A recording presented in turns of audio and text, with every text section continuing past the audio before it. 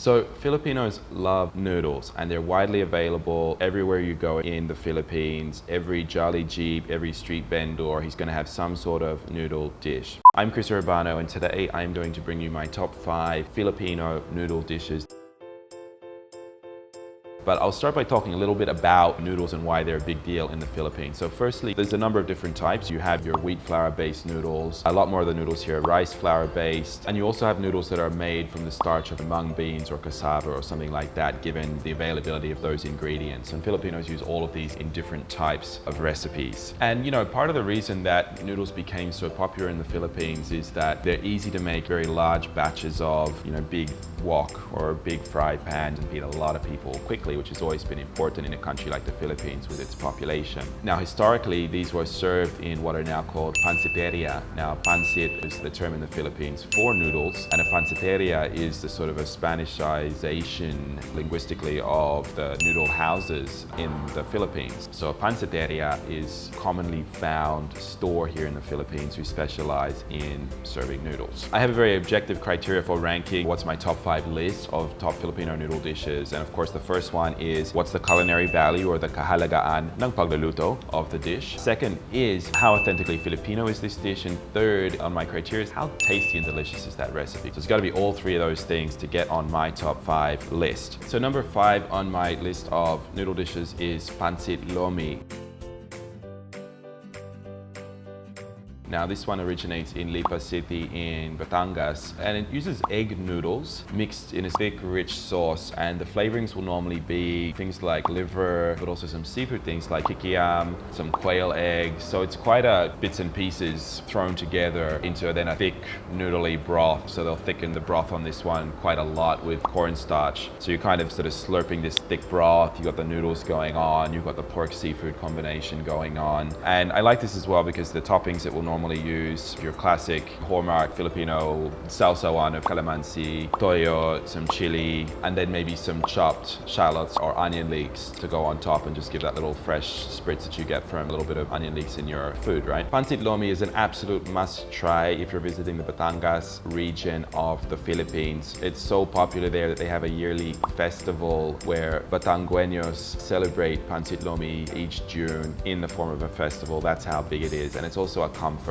food eaten when you might be a bit run down, sick, to pick yourself back up. Super delicious. Try this one out if you're ever visiting that area. Let's move on to the next one. Okay, so number 4 on my list today is Pancit Malabon. Pancit Malabon gets its name from the Malabon and is close by to a fishing village where a lot of fresh seafood is being landed all of the time. So it won't surprise you to know that Pancit Malabon is then known for having plenty of fresh seafood in the mix. Now, particularly pusit or squid, as well as shrimp. Those are your 2 classic seafoods to use when making this. To flavor though your noodles, you're going to use things like patis or fish sauce and crab fat, alige. And when I make it, I also like to boil. So if I shell the prawns first, I'll usually boil those off the prawn heads and tails to make a bit of improvised prawn seafood broth that I can then add when cooking the noodles to impart further seafood flavor. The other thing is it has to be yellow. Just going to put that out there. Got to be yellow. So you need to use atsuete or annatto seeds to make an annatto water. So 500 ml or a liter or so will do for Pancit Malabon, but it's definitely a yellow noodle dish. Very bright and festive looking, topped with beautiful seafoods, and super delicious when you cook this one right and from scratch. So try out Pancit Malabon. That's number 4 on my list. Okay, so number 3 on my list is actually beef pares mami.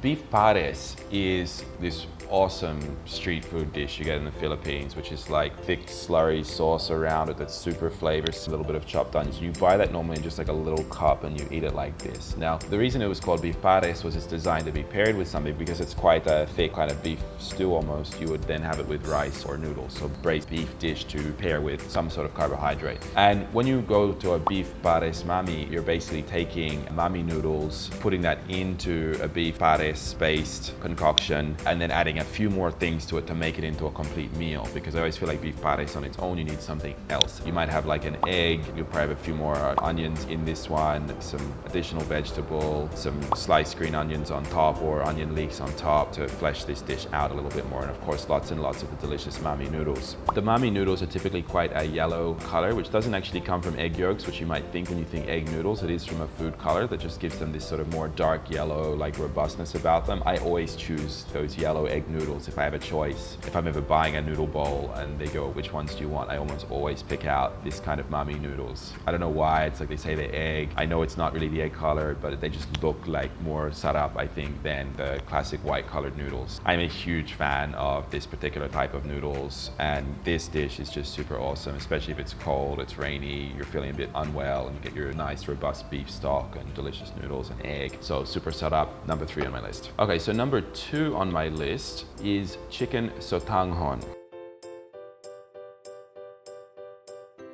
Chicken sotanghon is a really interesting dish with really interesting history. The history on this one is there were a lot of Pancit area, and actually the Pancit game was quite competitive in Manila during the 17th and 18th century. So one way of differentiating your noodles from the guy next to you was the introduction of color, so that you almost had like a branded noodle, if you like, noodle intellectual property, you might call it. So firstly, let me tell you a little bit about what goes in it. So this one will use the glass or cellophane noodles, the really thin ones. And when I first looked at that, I assume they're like the rice vermicelli noodles, but when you look properly, they're really, really clear, whereas the rice noodles will be more whitish in their color. And they're actually derived from starch of mung bean or cassava to create this sort of more clear noodle that is used. Second thing that's interesting is the use of the atsuete or natto seeds to give it its distinct, bright orange-yellow color. And that also provides this nice earthy spice to it. I find anything that's a natto flavored just is this really heartwarming flavor to it. You then will have some vegetables in here. Typically, your onions, carrot, shredded chicken will normally go into a sotanghon. So this one is super sarap. It's a classic chicken broth and all the goodness you get from a chicken soup. If you're feeling a little bit under the weather, this is a great one to eat. And that's why it's number 2 on my list. All right, and number 1 on my list, you've probably all guessed it by now. It is Pancit Canton.